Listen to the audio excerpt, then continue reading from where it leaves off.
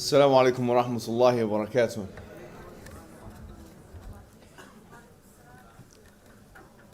Let's get started straight away by saying that Islam is categorically for women's rights. There's no doubt about that. Just as Islam is categorically for human rights, and just like Islam is categorically for human beings giving God his rights as well. And just like Islam is for animal rights. And anyone who denies those realities is denying a part of Islam. Because the ayat and the ahadith that have come about this matter are too plentiful to be disregarded. For example, Allah subhanahu wa ta'ala says, فَاسْتَجَابَ لَهُمْ رَبُّهُمْ أني لا أضيع عمل عامل منكم من ذكر أو أنثى بعضكم من بعض. That Allah subhanahu wa ta'ala replied to them and he said that I will not let to waste any deed of a doer, whether they be male or female, and both of them are from one another. Allah subhanahu wa ta'ala, he says, يَسْتَفْتُونَكَ فِي النِّسَاءِ. They ask you about women. Nisa. قُلِ اللَّهُ يُفْتِيكُمْ فِيهِنَّ. Say Allah will tell you about them. And in that ayah, he describes giving the rights to yatama nisa, the ones who are orphan girls in particular. And the emphasis on female orphans in the Quran, I would argue, is more than any other ancient religious text. The Prophet Muhammad sallallahu alayhi wa sallam, he said in a hadith narrated by Aisha radiallahu anha that إنما النساء شقائق الرجال, that certainly men are equal to women. But it's this equality that we're going to contest and talk about today. Because what equality did the Prophet Muhammad sallallahu alayhi wa sallam mean here? The hadith itself was referring to wudu. And Aisha was asking the Prophet Muhammad sallallahu alayhi wa sallam, is it the same for men as it is for women? And so he replied with this phrase, that إِنَّمَا النِّسَاءُ شِقَائِقُ الرِّجَالِ, that certainly men are equal to women, i.e. in front of the law. In front of the Islamic law, men are equal to women, so long as there is not an indicator, or what you refer to in Arabic as a qarina, to indicate otherwise. And most of Sharia, or most of the Quran, the ahkam of the Quran Sunnah, are very much for both sexes. The Prophet Muhammad sallallahu alaihi wasallam, on many different occasions, he told men and women, "Istawsamu bin nisa'i khayra," that be good to women. In fact, in his final speech in Arafah, he made this a point of emphasis. Just as he made racism a point of emphasis, and how we should avoid this as well. So there is no doubt in anyone's mind, and there cannot be a disputation that Islam is pro-women's rights. But the question remains, is the phrase women's rights synonymous with the phrase feminism? That question requires some kind of a historical investigation, which we will go through today. You see, feminism as a phrase originated in the late 1800s. It appeared in some French texts, some medical texts and other texts. It was not regarded as a term referencing women's rights in particular. In fact, it was seen as a derogatory term, a term to label women as fanatics of some sort. It was only seen in a scholastic sense after the 60s or 70s. And if you go on, for example, Google Ngram, it's a really interesting tool. You write the word feminism, you'll find that the word really wasn't being used up until the 60s, 70s to refer to women's rights activism. Is this to suggest that for all of human history, that women were not, where men and women were not asking for their rights or for women's rights? Of course not. Is this to suggest that women only in the 60s and 70s began to realize that it's time to demand rights for women? Of course not.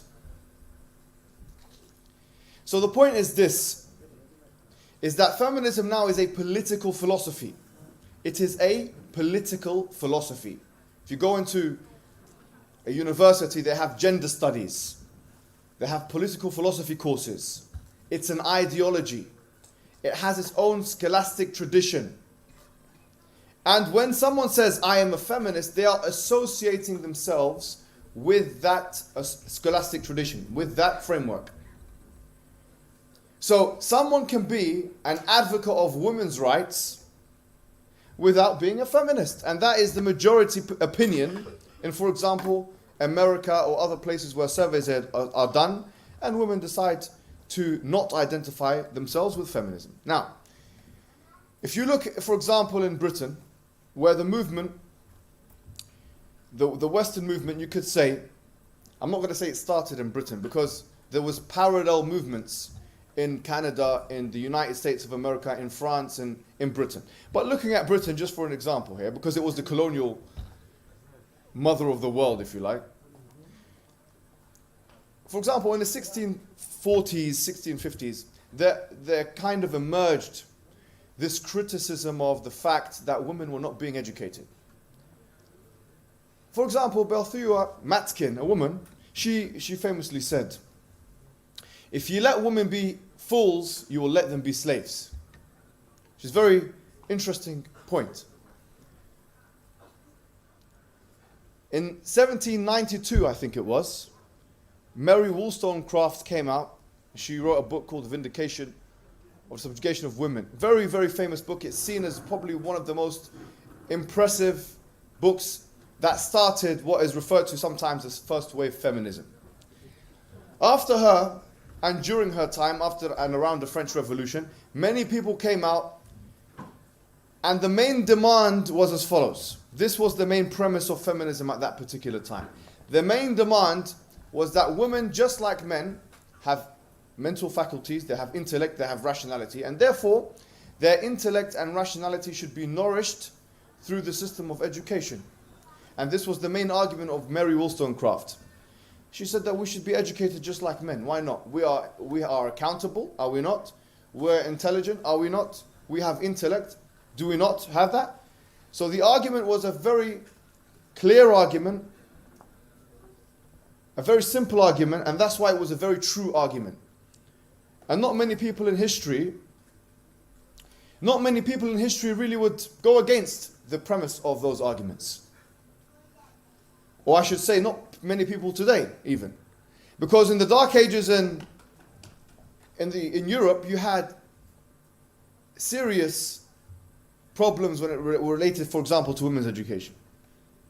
So, the main point is, this moved on to what you call universal suffrage. And here is where we need to really think about some very key questions. Universal suffrage is the idea that men and women should both vote. And in both the United States of America and United Kingdom and other places like Canada and France and other places, there was a movement now to try and get women to vote.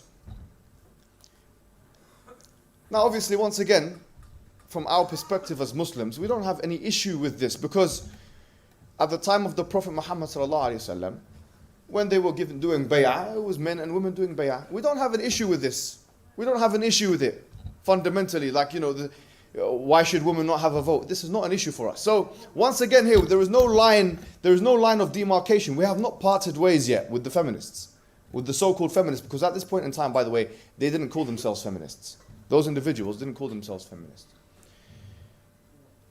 Some points need to be noted. First wave feminism, despite having reasonable claims, was a racist movement. Now wait a minute, you're coming controversial all of a sudden. Yes, I am. But it's the truth, and most people would recognize this. For example, Emily Scanton, who started the Falls Conference, the Seneca Falls Conference in 1848, she was not happy with the fact that black people could get the vote, for example, before white women would. Likewise, Felton, Rebecca Latimer Felton, she was the first senator of the United States that was a woman. And she explicitly advocated white supremacy. She was part of the KKK. And she said that if it wasn't, I cannot bear to see a black man, vote on my rights. I cannot bear to see this. And she even advocated the lynching of black men. Lynching. She said, I would rather see 1,000 black men lynched every week than for me to for them to vote for my issues. And this is not isolated incidents. Even in this is the United States, but in the United Kingdom, you had Millicent Fawcett, who's got a society named after her now in the United Kingdom. It's called the Fawcett Society. She was once again very appalled with the fact that New Zealand Maori women have a vote before white women do. So this was a racist movement. Why is this very important? Because the second wave narrative of feminism, which we're going to talk about more in detail, has women being oppressed at all times by men. This is the narrative. This is the story. That here you have women on the bottom, subjugated, subordinated, oppressed. And then you have men on the top, oppressing them. My question, if this is a generalizable statement, can we say that black men were oppressing white women? Wait a minute, say this one more time. Okay, no problem. I'll say it again. If this is a generalizable thesis, that men are oppressing women, can we say in the context of the United States or the British colonial context that men of color, I'm not even going to just say black men, either black men living in the United States or colonial subjects of other nations, can we say those men were oppressing women? Can we say this? It's impossible for us to make this claim. The narrative of feminism, therefore, is an unsophisticated narrative. Because the narrative is this: men are always oppressors and women are always oppressed. But here's the question we must ask. What men are you talking about and what women are you talking about? And what time are you talking about? Because each time has its own context. This is our point of separation. That we say that actually the narrative, the story, the myth that men throughout all of history have been attacking and oppressing vulnerable women has some truth in it, but it is not true absolutely. We also find the opposite being the case. Do you think that Rebecca Felton, the first senator of the United States, if she had her way, that there would not have been an oppression against black men in the United States of America? So here, this is very important. We cannot say that men have been oppressing women throughout all of society. Now, second wave feminism really started in the 60s. Second wave. Now, usually, it's divided into first wave, second wave, and third wave. That's how they divide it now. Yeah? And they also divide feminism into liberal feminism, Marxist feminism, and radical feminism. Loosely, how they define feminism, historically and ideologically. That's how they compartmentalize it. In the 60s, you had people like Simone de Beauvoir, very influential, if not, in my opinion, the most influential feminist maybe to have ever lived. She wrote a book called The Second Sex. You had Betty Friedan, who wrote a book called Feminine Mystique. You had these women coming out and writing books about feminism. And here now the premise has changed. Now, this is very important. Because the question would be, okay, what's wrong with being a feminist? Right now, we don't know what's wrong with being a feminist. Isn't it just about women's rights? I'll tell you what the problem is. First wave feminism, the demand was reasonable. Women need to be educated just like men. Women need to vote just like men. Women need to be part of public life just like men.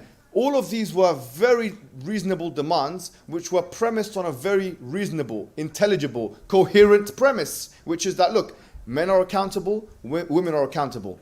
Men are rational, women are rational. Women are rational. Men are intelligent, women are intelligent. Therefore, they should have the ability to nourish their faculties. That is a coherent premise. In the second wave, you had completely different premise. The premise changed.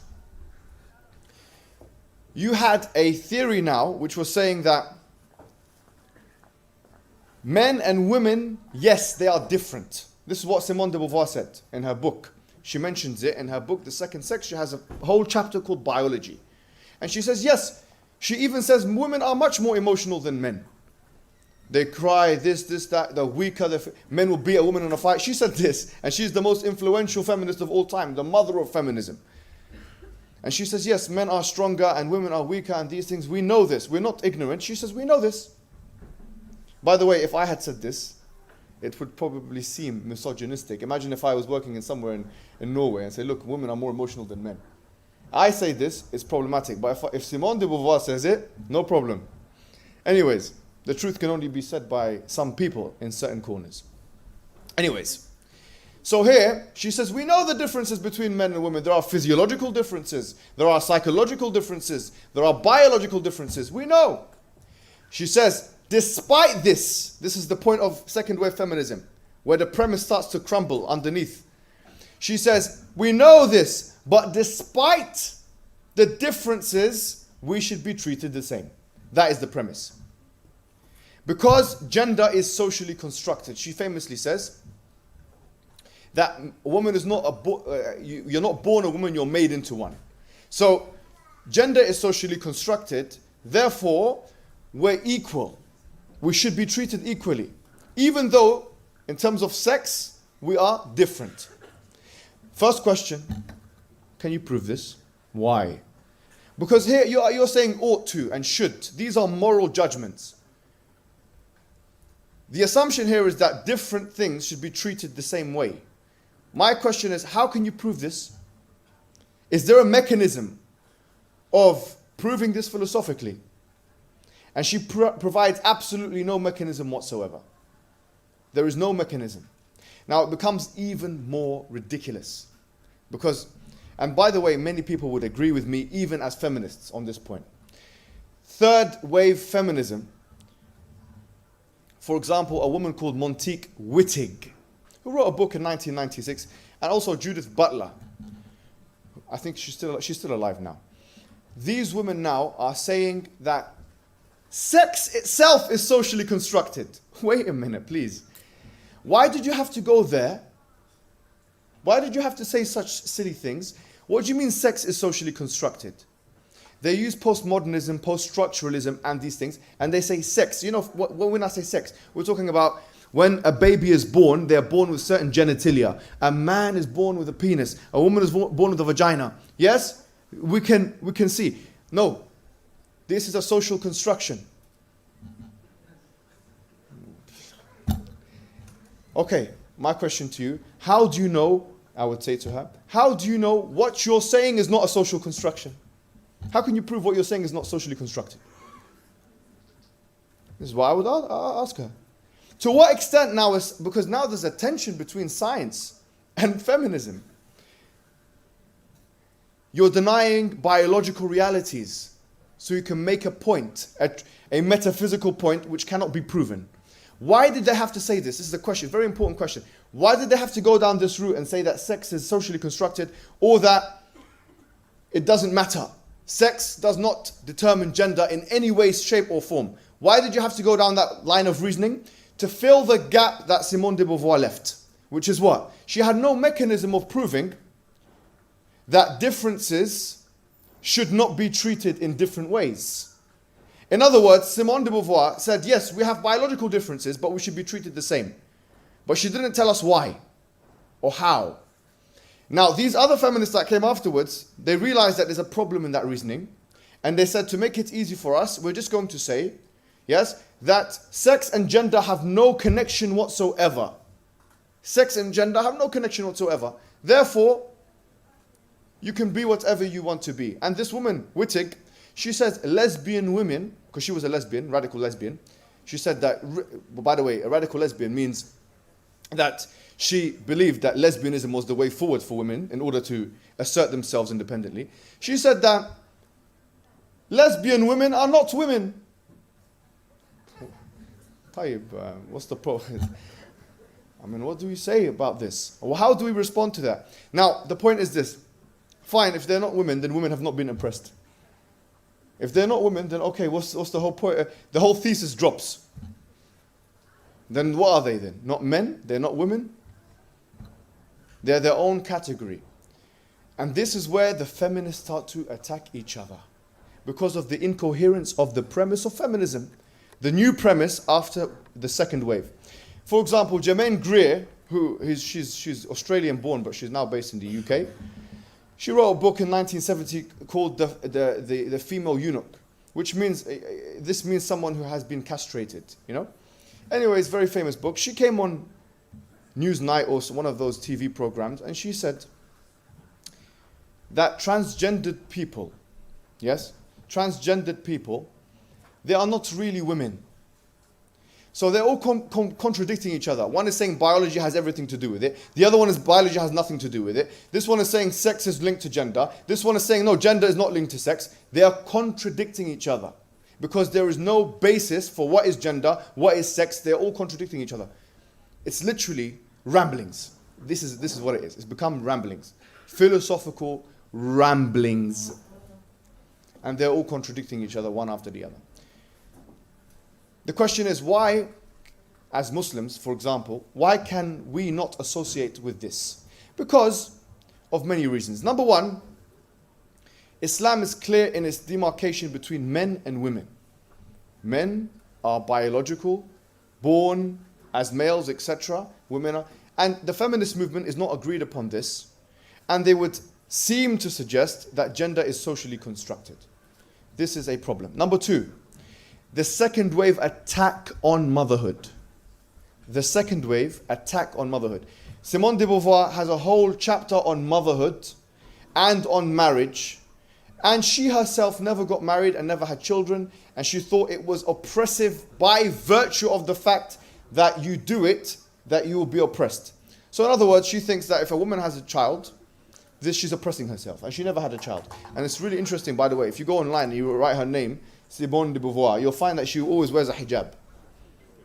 It's really interesting. I've never seen this woman without hijab.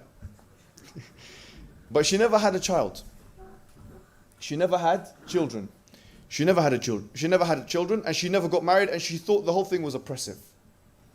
So Islam encourages marriage, encourages for you to have children. Therefore, there is a contradiction. Point three, their attitude towards men generally. They would argue that men are not the enemy. Betty Friedan said this, men are not the enemy. But in other parts of her book, she says, you know, in Feminine Mystique that she wrote in 1963, she said that, you know, we're in a comfortable concentration camp. Comfortable concentration. Just listen to the words that she's using. Women in a home are in a comfortable concentration camp. How can you have a comfortable concentration camp? That's a contradiction in terms. A concentration camp is uncomfortable by nature. It's meant to be uncomfortable. So how can you have a comfortable concentration camp? Anyways, these things are extreme ramblings of women who came to radicalize a thesis which was coherent at first. And then it became unintelligible, incoherent, and contradictory. So, feminism now, when you say I'm a feminist, people don't even know. If for example, I've been to many universities in the UK, and we've talked about feminism, and I usually do, I'm not going to do this here with you guys, you know, in Norway. But I say, put your hands up if you're a feminist. Oh, I'm a feminist, I believe women's rights. So I take one of the people from the audience, I say, what book have you read about feminism? And they say, I don't know, I haven't really read any books, but I believe in women's rights. I believe in women's rights as well, yes. But when you read the works of the feminists, you will realize very, very quickly that actually, especially second wave feminism, it goes a little bit too far. And third wave feminism is just nonsense. For most people anyways. It's just nonsense. And it has no basis whatsoever. And that's why you'll find that they're contradicting each other on key issues. On transgenders, on, for example, what do we do about the objectification of women, pornography. Andrea Dworkin, who was an individual who wrote about feminism and pornography, etc. She talked about, for example, there's no difference, and this is, once again, I'll have to check if I read this correctly, between consensual sex and rape. If a woman has sex with a man consensually, and if he rapes her. So we might as well, as men, we might as well, according to her theory, forget this whole thing of rape, let's just do what we need to do. What nonsense is this? I mean, if you really read what they say, you cannot identify with their statements if you are a rational, honest person with sincerity. If it was a matter of women's rights, and women need to be educated just like men, women need to be given rights just like men. We know in the 1800s in this country that you had certain acts put into place. For example, you had the Infant Custody Act. You had not in this country, in the UK. You had the Infant Custody Act. You had, the Married Women's Property Act. All of these acts, the Matrimonial Causes Act, all of those acts, for example, gave women rights to property, and they gave women rights to, for example, divorce. The Divorce Women's Act, I forget the name of the act. These were all in the 1800s that were put into place. But all of these things were given to women 1,400 years ago. The Prophet Muhammad ﷺ, a woman came to him. She said to him, "Lawla makhifatillah, la bazaqtu fi wajhi," about her husband. If it wasn't for the fear of Allah, I would have spat in his face. I can't stand the guy. فَفَرَّقَ بَيْنَهُمَا. He got them. وَكَانَ هَذَا أول خلع في الإسلام. And this was the first khul'a in Islam. Women had the right to divorce 1,400 years ago. Not in the UK and the US and these countries. It was like 150 years ago. It's nonsense. And that's why there was a need for that kind of narrative.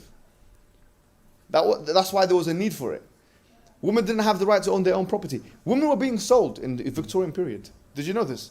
Married women were being sold. It's called wife selling. There were books written about it, wife selling, in the Victorian period. They used to be sold. A wife used to be sold in England. Here, buy my wife. This is what it used to be. That's why there was a need at a certain point in time there was a need for a kind of movement, or you could say, a kind of effort to get rid of this kind of thing. Because the premise that men and women are rational, accountable actors didn't link with the social organization of that particular time. Another interesting feminist, and I found this really, really interesting. She is probably one of the biggest names in all of feminism. Her name is Virginia Woolf. And she wrote a book in 1929. She actually wrote many books. But one of them was called The Three Guineas. And do you know what she said in this book? And she's one of the, she's regarded as one of the biggest feminist thinkers. And this is what I will conclude with, because I've got 1 minute and 55 seconds. Why shouldn't we be feminists? She said this. She said the word feminism, it used to refer to when a woman couldn't make a living for herself. Now a woman has the rights that she didn't have. So she says now the word has become meaningless. And she's writing in 1929, less than 100 years ago. She goes, the word has become meaningless.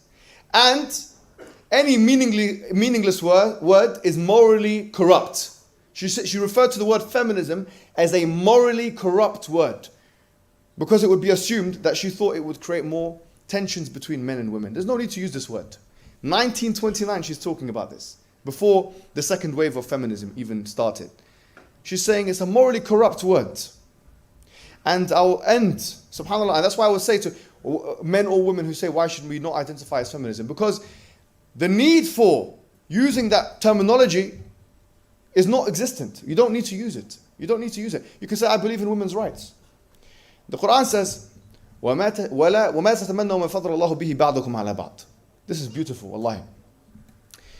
That Allah says to us, do not wish for what the other person or what the other gender has.